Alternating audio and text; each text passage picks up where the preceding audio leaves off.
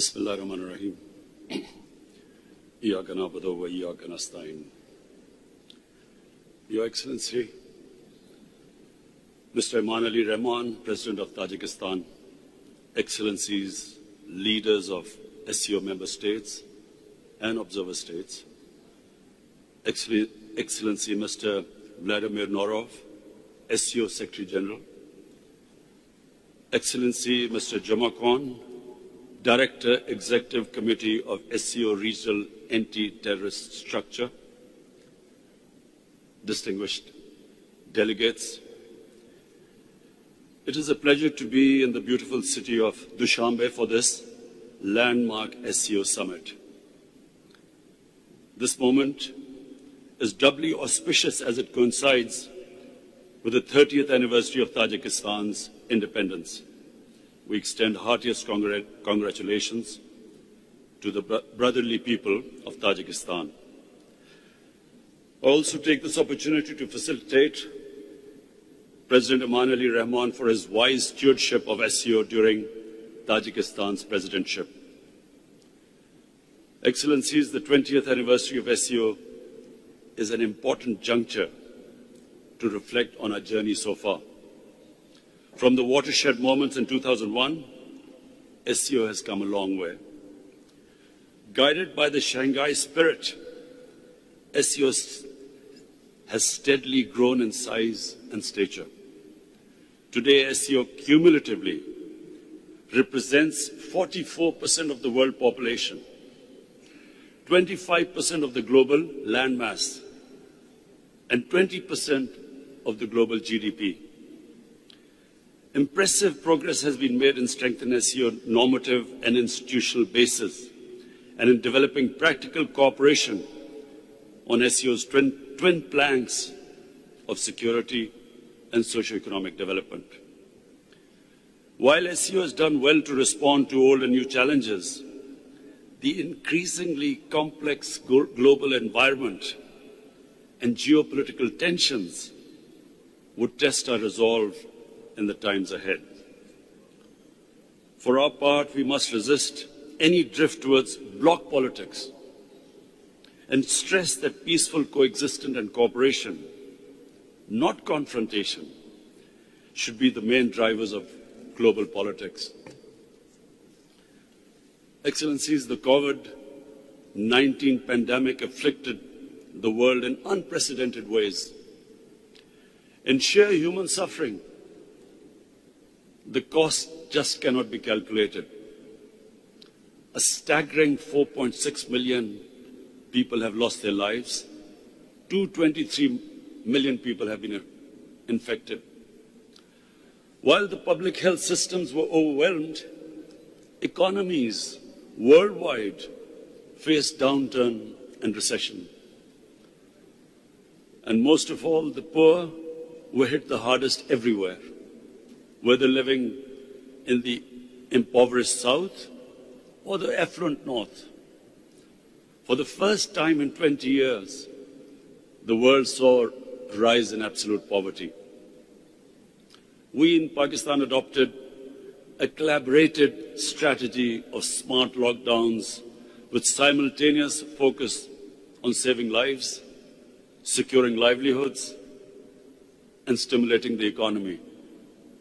A very difficult road to navigate. Our social protection program, which was called SAS, Compassion, helped millions of families to survive. I also launched a global initiative for debt relief to help create fiscal space for developing countries, to mitigate the negative effects of the pandemic and achieve sustainable development. The advent of COVID vaccine in a relative short time is a miracle of science. We believe science should continue to guide the world's efforts as it combats the pandemic. Attempts to politicize the question of virus origin should be avoided, as it is divisive at a time when the world needs to unite. The vaccine should also be available to everyone on an equitable basis as a global public good. Excellencies, climate change is another existential threat that our planet faces. Mitigating its effects is rightly commanding the highest priority on global agenda. Pakistan's contribution to global emissions is negligible, yet we are amongst the 10 most vulnerable countries to negative effects of climate change. My government, I'm proud to say we've initiated a flagship program of planting 10 billion trees. Our initiative for Clean and Green Pakistan not only aims to protect nature and restore ecosystems, but also expand ecotourism and create thousands of new jobs for our youth. We're also committed to shifting our energy mix towards a clean and low-carbon trajectory, and are projecting 60% of our energy to be clean by 2030. We continue to work with the international community towards comprehensive implementation of Paris Agreement and mobilization of enhanced international climate finance to achieve our shared objectives. Excellencies, as the world marked the 20th anniversary of 9/11 attacks, we are all reminded that despite international community's earnest efforts, the threats posed by terrorism still persist. Associating one religion with terrorism has enabled far-right, populist and supremacist groups around the world to propagate, multiply and accumulate influence. In some cases, such extremist and bigoted ideologies have ascended to capture the state power in so-called democracies. The fight against terror should not be won if we ignore that these threats and challenges, the biggest of which is state terrorism, perpetrated against people living under foreign occupation in disputed territories. For decades, Pakistan has suffered from terrorism that was planned, supported, financed, and orchestrated by state entities from across the border. Outside the active zone of conflict, no other country has suffered more than Pakistan. We have suffered 80,000 casualties, an economic loss in excess of $150 billion, apart from millions of people being internally displaced. Yet our resolve remains strong. We will continue to be a reliable and a willing partner of the international community in the fight against terrorism and extremism. Excellencies, threats to international and regional peace and security is a vital interest of SCO. We believe faithfully implementing UN Security Council resolutions for peaceful settlement of outstanding disputes is a necessary condition for peace and indispensable for creating an environment of cooperation. Unilateral and illegal measures to change the status of disputed territories and violation of Security Council resolutions run counter to this objective.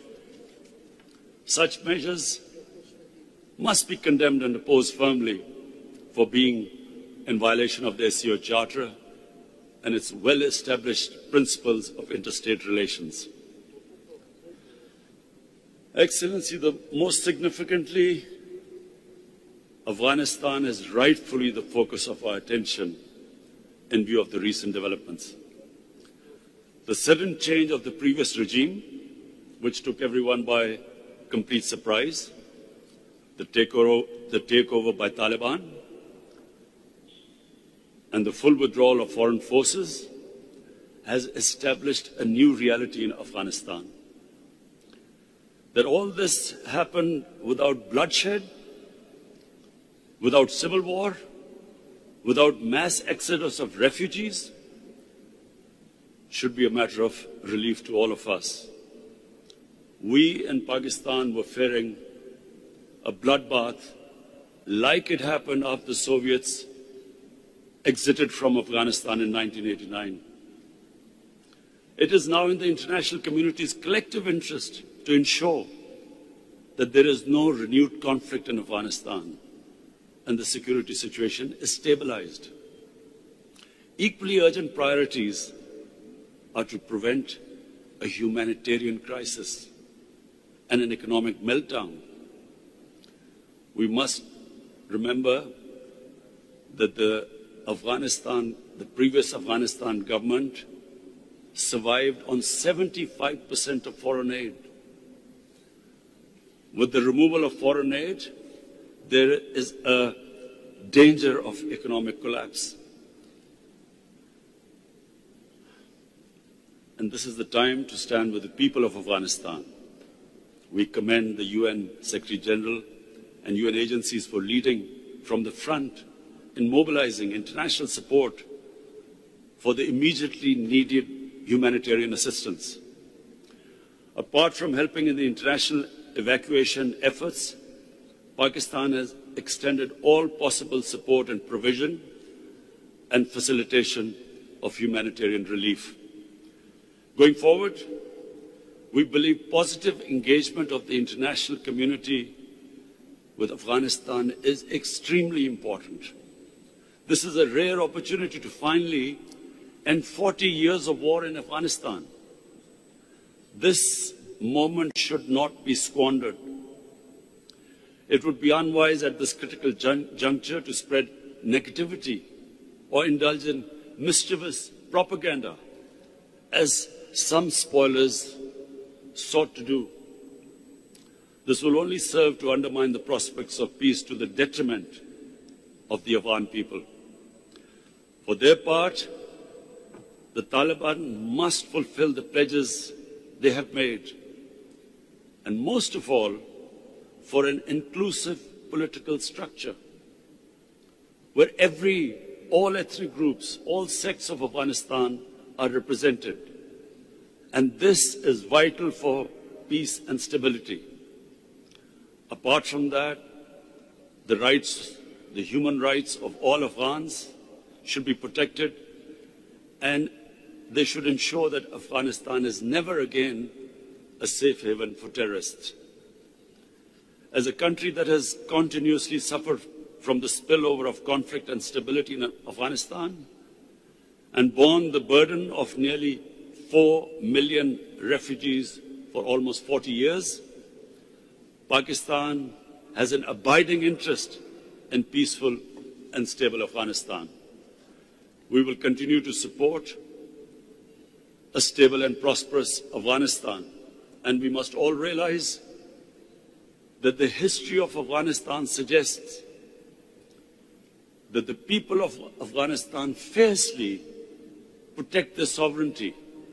Afghanistan is one country that cannot be controlled from outside. Excellencies, sustainable peace and stability in Afghanistan will also help us realize our vision of an interconnected, prosperous, and economically vibrant region. In Pakistan, we have shifted our focus from geopolitics to geoeconomics. Our new economic security paradigm has 3 central pillars: peace, development partnerships, and connectivity. Pakistan's geostrategic location as a natural bridge connecting Central Asia with South Asia finds its manifestation through the platform of SCO. Pakistan offers the shortest route to the sea for many of our partners in Central Asia. I commend the initiative by the President of Uzbekistan to host the International Conference on Central Asia, South Asia connectivity in Tashkent last July. There is no doubt that the web of rail, road, and sea and air links across the SCO region will usher in a new era of enhanced trade, energy flows, and people-to-people exchanges. This hard and soft connectivity will contribute significantly to progress and peace in the region and beyond. These trans-regional linkages will be reinforced by the China-Pakistan Economic Corridor, the flagship project of BRI, which is making steady progress. Excellencies, as we commemorate the milestone 20th SCO Summit, I propose 5-point way forward. 1. We must reaffirm our complete support for effective multilateralism and the principles of the UN Charter, including equality and sovereignty of states, respect for territorial integrity, non-aggression, non-use or threat of force, and people's right for self-determination. 2. We must strengthen our collective endeavors to mitigate the adverse economic impact of COVID-19 pandemic, including through the SCO joint advisory measures. 3. We must chart out a coordinated SCO approach towards stabilizing the situation in Afghanistan, including through enhanced engagement to address our common concerns and safeguard our shared interests, steps to provide humanitarian support and ensure economic stability, and measures to enable Afghanistan to become a reliable partner in peace and prosperity. 4. We must advance the agenda of regional connectivity. In this regard, taking the process forward, Pakistan would like to host a conference on the theme Transport Connectivity for Regional Prosperity. Transport Connectivity for Regional Prosperity. And 5, we must, recognizing the immense potential of our youth, explore all possible avenues for their increased interface and empowerment. Pakistan would like to host a conference on youth empowerment through digital economy.